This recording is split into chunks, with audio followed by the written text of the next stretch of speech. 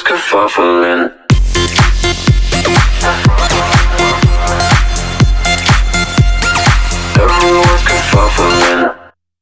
So, you've been over here now a number of years, and I know Yeah. it's a very trite question, but I've never worried too much about being too obvious.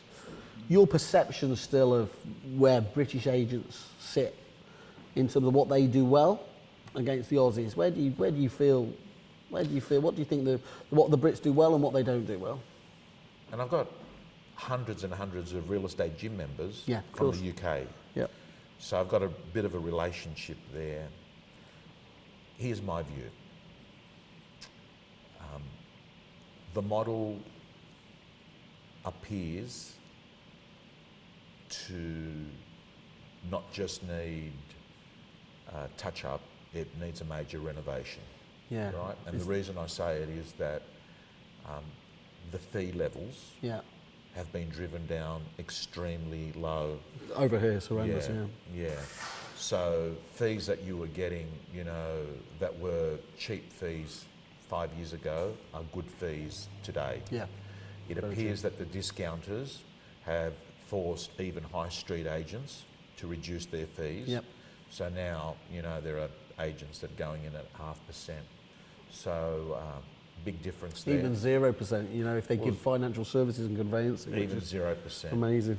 So we've got that issue. Then you've got an issue that I think in 2019, the consumer, and it doesn't matter whether you're in the UK, in America, whether you're in Greece, at the end of the day, nothing happens without a human interaction. Yeah.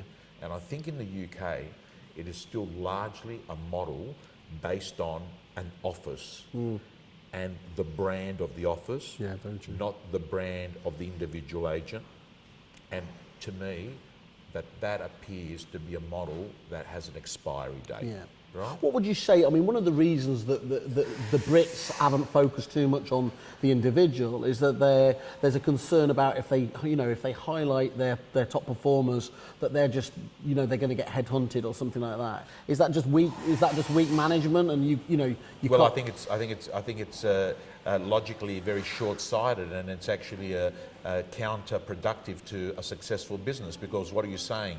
Let's actually not promote and create an audience where every person now is a media company because of social media. their own brand, yeah. Right? So let's suffocate that, suffocate their audience. That person then doesn't grow. We end up having someone who's operating at a lower level than they could be. No one then wants to hire them, so you're actually stuck with them. So if you really think about it, what would you rather do?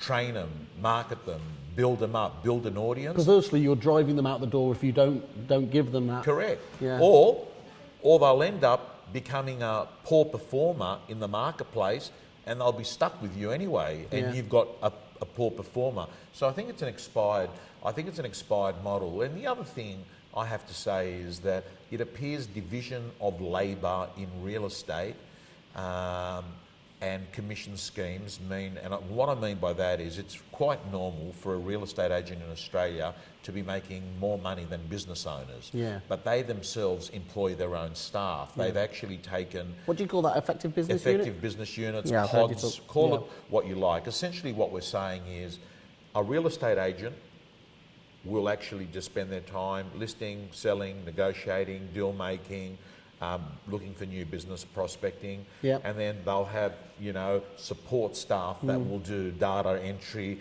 will photocopy stuff, will go off and do social media and that. Handle buyers as well. Handle buyer inquiry, right? So essentially what you've got is this really efficient model working that is producing high income, and that's not happening in the UK. Is it that specialisation element that's so important there, that each person is honed to a particular skill, and when you do that, rather than try and be the jack of all trades, you become the master of none. Part of it is specialisation.